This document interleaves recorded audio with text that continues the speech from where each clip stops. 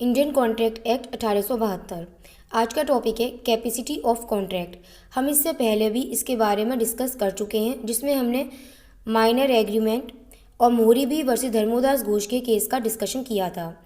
आज हम इसमें कैपेसिटी ऑफ कॉन्ट्रैक्ट से रिलेटेड अदर पॉइंट्स जो हैं, इंपॉर्टेंट अदर पॉइंट्स, उसको यहाँ पर डिस्कस करेंगे, जिनमें पहला पॉइंट आता है रेटिफिकेशन ऑफ माइनर एग्रीमेंट।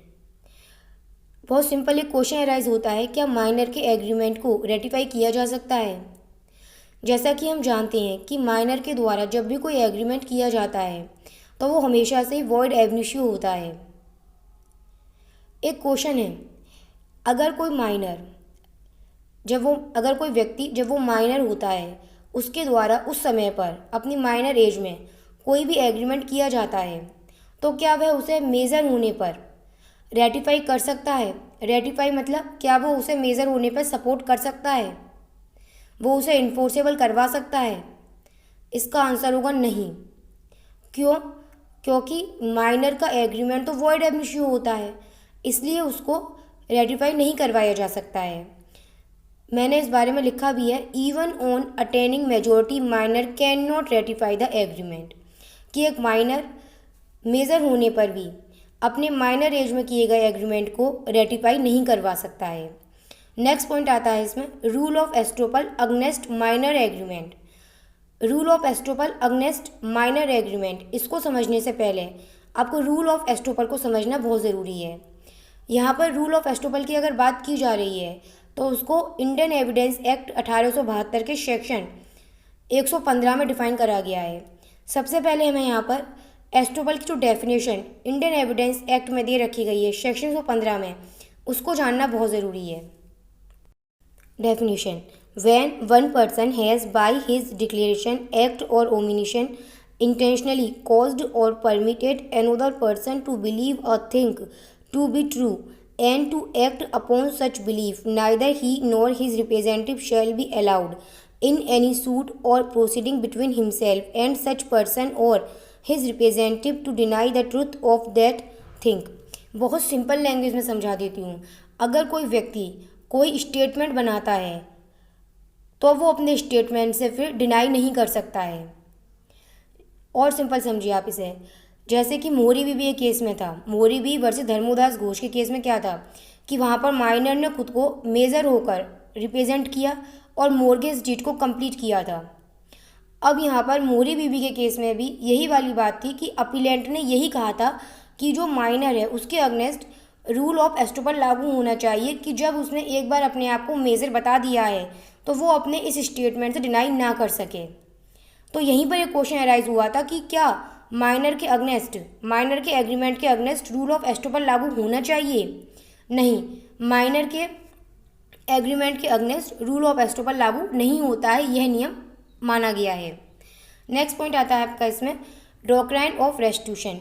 एक क्वेश्चन यह अराइज होता है इसमें कि अगर कोई माइनर एग्रीमेंट करता है और उस एग्रीमेंट के दौरान उसको जो बेनिफिट होते हैं, हम जानते हैं कि माइनर का एग्रीमेंट तो वॉइड एब इनिशियो है, लेकिन माइनर के द्वारा किए गए एग्रीमेंट से उसे कोई बेनिफिट होता है तो वो बेनिफिट उसको रिस्टोर बैक करना चाहिए। हाँ, वो बेनिफिट उसको रिस्टोर बैक करना चाहिए।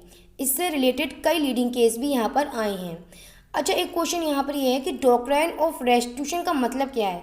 मैं लिखा भी है प्री कॉन्ट्रैक्ट पोजीशन। इसका मतलब यह है कि जो माइनर ने जो भी बेनिफिट्स गेन किए हैं, माइनर को वो सारे बेनिफिट्स रिस्टोर बैक करने चाहिए। क्यों करने चाहिए? ताकि दोनों पार्टीज अपने कॉन्ट्रैक्ट से पहले वाली पोजीशन में आ सकें। यहाँ पर इस संबंध में एक लीडिंग केस आएगा, इसमें लेजली वर्सेस शील का केस है। इसमें इस वाले केस में भी यह कहा गया था कि क्या माइनर ने जो एग्रीमेंट बनाया है उसके तहत उसे जो बेनिफिट हुए हैं, क्या माइनर को बेनिफिट रिस्टोर बैक करने चाहिए। इस केस में कहा गया था कि हाँ, उसे वो बेनिफिट रिस्टोर बैक करने चाहिए। लेकिन इस केस में यह डिसाइड करा गया था कि केवल प्रॉपर्टी और ऐसी चीज़ें जो कि ट्रेसेबल होंगी उन्हीं चीज़ों को वापस किया जा सकता था, मनी को वो वापस नहीं कर सकता था, क्योंकि मनी ट्रेसेबल नहीं है। इस वजह से आगे जाके इसमें और भी केस हुए, जैसे कि इसमें एक केस और है, खानगुल वर्सेस लाखन सिंह का केस था। इस वाले केस में कहा गया कि केवल थिंग्स, चीज़ें या प्रॉपर्टी ही नहीं बल्कि मनी को भी इंक्लूड करना चाहिए और मनी को भी अगर बेनिफिट के रूप में प्राप्त किया गया है माइनर के द्वारा एग्रीमेंट के दौरान, तो उसको भी रिस्टोर बैक करना चाहिए।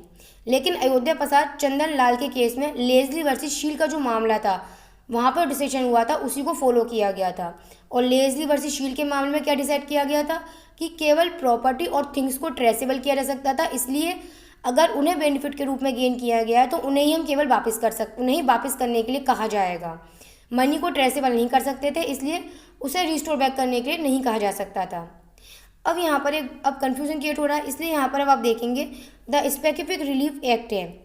स्पेसिफिक रिलीफ एक्ट में अमेंडमेंट हुआ था, उसमें सेक्शन 33 जो है उसमें सबसेक्शन 2 सब क्लोज बी को उसमें ऐड किया गया था वहाँ पर। अब ये सेक्शन क्या कहलाता है ये देखिए, that the agreement sought to be enforced against him in the suit is void by the reason of is not having been competent to contract under section 11 of Indian Contract Act 1872, the court may, if the defendant has received any benefit under the agreement from the other party, require him to restore so far as may be such benefit to that party to the extent to which he or his estate has benefit thereby।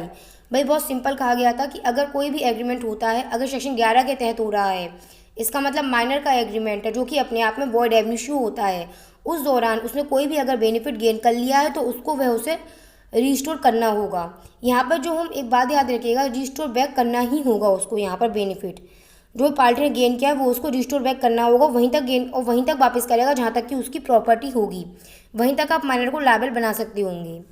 इसमें एक अगला point इसमें start होता है necessaries supply to minor, जो कि इसका एक इम्पॉर्टेंट पॉइंट माना जाता है।